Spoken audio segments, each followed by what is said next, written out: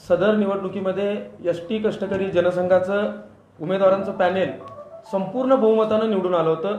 पूर्ण महाराष्ट्रातील जवळपास 55,000 सभासदांनी एस.टी. कष्टकरी जनसंघाच्या पॅनेलला पसंती दिली होती।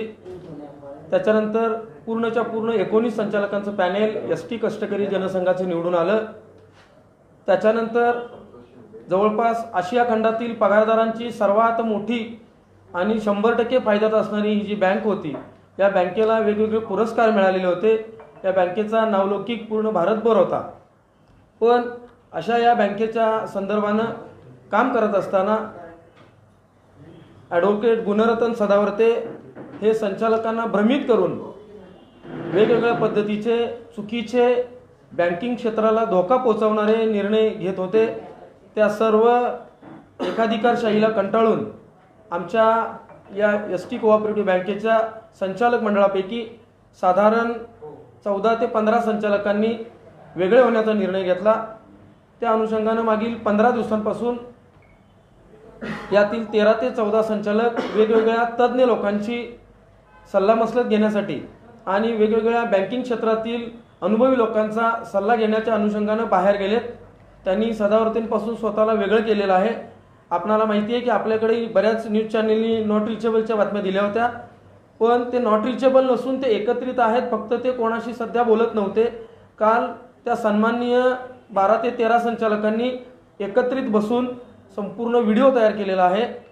मी बऱ्याच लोकांना तो आता पाठवला तुमच्यापैकी। तर त्या व्हिडिओमध्ये त्यांनी असं सांगितलं, विनंती केलेली आहे की या 12 ते 13 संचालकांचे प्रमुख प्रवक्ता म्हणून संतोष शिंदेनी महाराष्ट्राच्या समोर त्यांची बाजू मांडावी। त्या प्रमुख प्रवक्तेपदाची जबाबदारी स्वीकारून मी आज आपणासमोर या आमच्या सन्माननीय संचालकांची बाजू मांडत आहे। तर एस.टी. बँकेचे काही चुकीचे निर्णय एकाधिकारशाही पद्धतीने ज्या पद्धतीनं सदावर्ते घेत होते, त्याच्यामुळं मागील 4 महिन्यांपासून या इतक्या मोठ्या बँकेचं कर्ज वाटप पूर्णपणे थांबलेलं आहे। जवळपास सदावर्तेंच्या नावाचा वापर इथं व्हायला लागल्यापासून या बँकेतून 2311 कोटी, म्हणजे ज्या वेळेला निवडणूक झाली त्यावेळेला 2311 कोटी रुपयांचे एकूण ठेवी आपल्याकडे या बँकेमध्ये होत्या। पण आज जर बघायला गेलं, आजच्या घडीला जवळपास 480 आज रोजीपर्यंत 480 कोटी रुपयांच्या ठेवी सभासदांनी काढून नेल्या। आता 480 कोटी रुपयांच्या ठेवी ज्यावेळेला काढल्या जातात त्यावेळेला बँकेचा प्रॉब्लेम असा झाला की CD रेशो वाढला।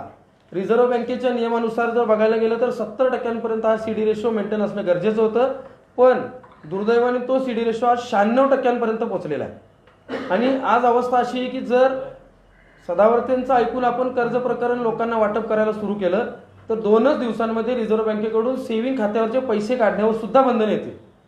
आज रोजी असणारी ही परिस्थिती लक्षात घेऊन सन्माननीय संचालकांनी बँकेची 5 तारखेला मीटिंग आयोजित करण्याचं पत्र दिलं होतं। प्रशासनाला पत्र दिल्यानंतर 5 तारखेला सदावर्तेंची सत्ता खालसा होईल आणि या संचालकांचं एक स्वतंत्र तिथे सत्तास्थान निर्माण होईल। म्हणून सदावर्तेंच्या गटामध्ये असणाऱ्या या कोल्हापुरातीलच संजय घाटगे नावाच्या संचालकांनी सहकार आयुक्तांकडे जाऊन भेट घेतली आणि 5 तारखेची मीटिंग होऊ नये म्हणून त्यांच्याकडे विनंती करून दबाव टाकून 5 तारखेची मीटिंग होऊ दिलेली नाही।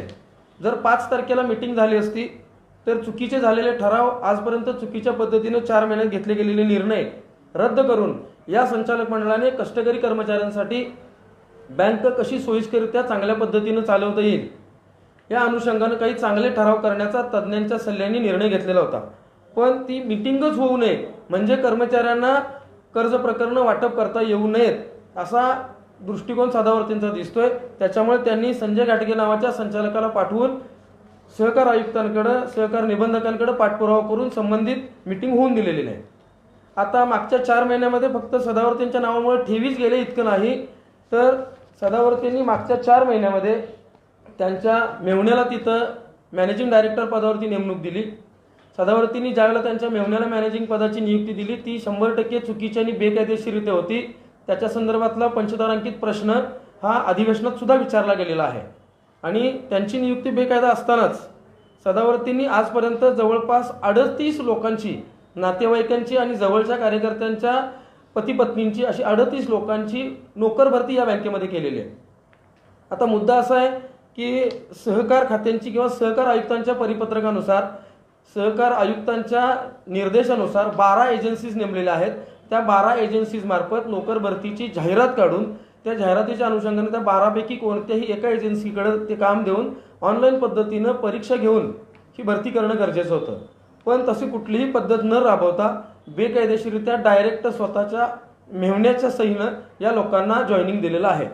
त्याच्यावरती आक्षेप येईलच, ती भरती रद्द होईल. पण ती भरती करत असताना त्या 38 लोकांकडून कित्येक लाखांचे पैसे उकळल्याची चर्चासुद्धा आहे. मग ते पैसे देऊन ते बिचारे गरीब लोक तिथं कामासाठी त्यांनी नोकर भरती करून घेतली. पण उद्या जर विरोधकांनी तक्रार करून बेकायदेशीरित्या झालेल्या भरतीला जर स्थगिती मिळाली आणि त्यांची नोकरी गेली तर पैसेही गेले आणि नोकरीही गेली, अशी अवस्था त्या सगळ्या 38 लोकांची होऊ शकते.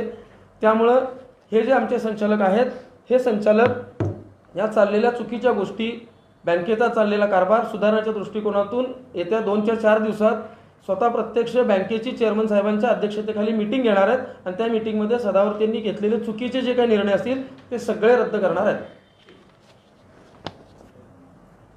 स्वतंत्र राहण्याचा निर्णय घेणार आहे की सत्तेत सदावर्तींच्या सोबत राहून विरोध करणार आहे? काय सत्तेत आम्ही मुळात सांगायचा हेतू असा आहे की हा एसटी कष्टकरी जनसंघ आहे.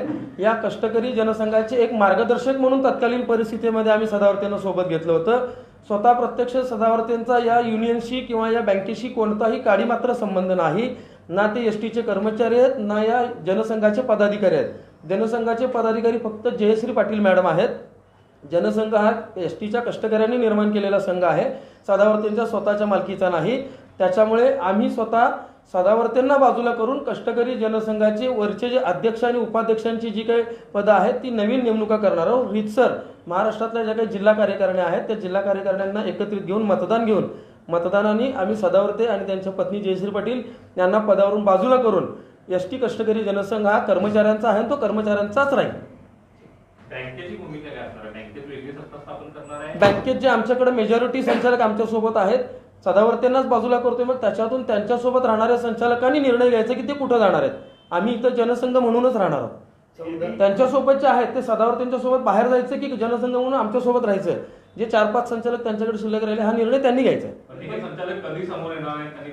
संचालक आजही तुमच्याशी आता व्हॉट्सअप कॉलवरून बोलायला तयार आहेत. ही मीटिंग होण्याची आम्ही वाट बघतोय, कारण त्या संचालकांना वेगवेगळ्या मार्गातून धमकावण्याचे प्रकार झालेले आहेत, त्यांना आमिष दाखवण्याचा प्रकार झालेला आहे. जसं की तुमच्याकडे मी बऱ्याच जणांना फोटो पाठवले होते.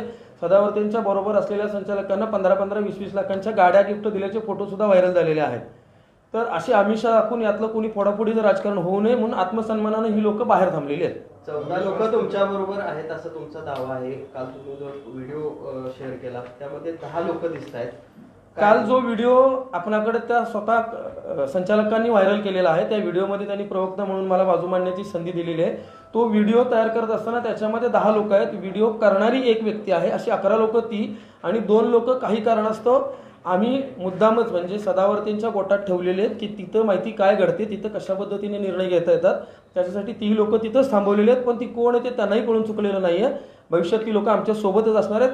ज्या दिवशी हा त्यांचा ड्रामा संपेल त्या दिवशी ती लोक आमच्या बरोबर असतील. बँकेतून आता बँकेचं राजकारण इतक्या थराला गेलेलं आहे, यात सर्वसामान्य ठेवीदाराचं नुकसान होते असं वाटत? सर्वसामान्य ठेवीदार मोठ्या प्रमाणामध्ये ठेवी जर काढलेली आहे तर याला तर जबाबदार कोणाला धरायचं? सदावर्तींनी धरायचं किंवा विरोधकांना? ठेवी ज्या निघून गेल्या त्याच्यामध्ये विरोधकांना जबाबदारी धरून फक्त राजकारण करण्याने काही अर्थ नाही. सत्ताधारी म्हणून ठेवी वाचवण्याची जबाबदारी त्या सत्ताधारी संचालकांचे मार्गदर्शक म्हणून सदावर्तींचीच होती. त्यामुळे सदावर्तींच्या चुकीच्या स्टेटमेंटमुळे 2-2 समाजांमध्ये दुही निर्माण करणाऱ्या भडक वक्तव्यांमुळे आणि महाराष्ट्रामध्ये ते कशा पद्धतीने वागतात हे मी वेगळ्या पद्धतीने सांगायला नको. शॉर्ट टेम्पर्ड माणसासारखं वागून त्यांनी जी काय महाराष्ट्रामध्ये स्वतःची प्रतिमा मलिन करून घेतलेली आहे, त्यामुळे सदावर्तींच्या मलिन झालेल्या प्रतिमेमुळं आणि त्या फक्त एकाच गोष्टीमुळं या ठेवी निघून गेलेल्या आहेत. त्यांना बाजूला केल्यानंतर त्यांचं नाव इथं कुठेही मार्गदर्शक मंडळामध्ये नसणार. त्याच्यामुळे ते नसल्यानंतर आम्ही प्रत्यक्ष ठेवीदारांच्यासाठी एक नवीन योजना आणून या सन्माननीय संचालकांच्या मार्फत आपण ठेवी वाढवण्याचा प्रयत्न करू. सदावर्तींचं शेवटचं बोलणं कधी झालं होतं? सदावर्तींचं माझं निवडणुकीच्या अगोदरच्या काळामध्ये झालं होतं, कारण निवडणुकीच्या काळामध्ये उमेदवारांकडून पैसे घेण्याचा जो काही प्रकार तिथे घडला त्या प्रकाराला विरोध करून आम्ही तिथून बाहेर पडलो. कारण आम्हाला संचालकांना उमेदवार देत असताना पैसे घेऊन कुठेतरी उमेदवार विकणं हे मान्य नव्हतं, म्हणून तेव्हापासून त्या काळातच फक्त आम्ही शेवटचं बोललो. नाही, मात्र तुम्हाला उमेदवारी मिळालेली आहे म्हणून हे सर्व तुम्ही बंड केला आहात असं तुमच्याच संघटनेमध्ये लोकांचं म्हणणं आहे. मुद्दा असा आहे की मला उमेदवारी मिळाली की नाही मिळाली किंवा ती मुद्दाम दिली गेलेली हा फक्त प्रश्न तत्कालीन निवडणुकीपुरता होता. पण त्याच्यानंतर आता बंड करण्यामागे मी तर स्वतः उमेदवार नाही आहे किंवा मी संचालकही नाही आहे. बंड जे केलेलं आहे त्या सन्माननीय संचालकांनी केलेलं आहे. मी काही त्यांचा नेता नाही, कारण ते सन्माननीय संचालक माझ्यापेक्षा मोठ्या पदावरती आज काम करतात. ते बँकेचे संचालक आहेत. त्याच्यामुळे माझ्यासारख्या छोट्या माणसाचं ऐकून त्यांनी बंड करावं असं होऊ शकत नाही. हे बंड म्हणता येणार नाही. हे फक्त त्यांनी स्वतःचा अधिकार वापरण्याची घेतलेली हिंमत आहे. कारण स्वतः संचालक म्हणून त्यांना अधिकार होते, पण संचालक मंडळ निवडून आल्यानंतर सदावर्तेचा स्वतः सभासद म्हणूनही नाही आणि पदाधिकारी म्हणूनही नाही, सदावर्तेंचा कोणताही संबंध नसताना ते यांच्यावरती निर्णय क्षमता लादत होते. ते नको आणि संचालक म्हणून स्वतःचा अभिमानानं निर्णय घेण्याचा काहीतरी हिंमत ती लोक करतायत. त्याच्यासाठी ते स्वाभिमानानं एकत्र आहेत. या संदर्भात विश्वास ठेवा तुम्ही आता करणार आहे का, आणि करणार असाल तर त्यात तेवढे तुमच्याकडे संचालक आता आहेत का? कोऑपरेटिव्ह संस्थेच्या निवडणुकीच्या निमित्तानं चेअरमन आणि व्हाईस चेअरमन म्हणून ज्यांची नियुक्ती केली जाते त्यांना हटवण्यासाठी अविश्वास ठराव आणावा लागतो. पण इथं आमच्या एस.टी. कोऑपरेटिव्ह बँकेमध्ये एस.टी. महामंडळाचे सन्माननीय उपाध्यक्ष हेच एस.टी. बँकेचे अधिकृत अध्यक्ष असतात. त्यामुळे तिथं निवडणूक नसते आणि एस.टी. बँकेला आमचे उपाध्यक्ष जे असतात तेही एस.टी. महामंडळाचे अधिकारी असतात. त्याच्यामुळे अविश्वास ठराव कोणावरही आणायची गरज लागणार नाही. सन्माननीय अध्यक्ष आणि उपाध्यक्ष आहेत तसेच राहतील. फक्त संचालकांची भूमिका आणि जे काही ठराव केले जातील, निर्णय घेतले जातील, त्याच्यासाठी मेजॉरिटीची आवश्यकता असते. आणि आज तुम्ही व्हिडिओवरून बघितलं असेल तर त्या व्हिडिओमधले जरी फक्त लोक मोजले 19 मधले 11 तरी आमच्याकडे मेजॉरिटी आहे. सहाय्यक सहकार आयुक्तांनी देखील एमडीची जी काही नियुक्ती झाली त्या संदर्भात रिझर्व्ह बँकेकडे शिफारस पाठवलेली होती.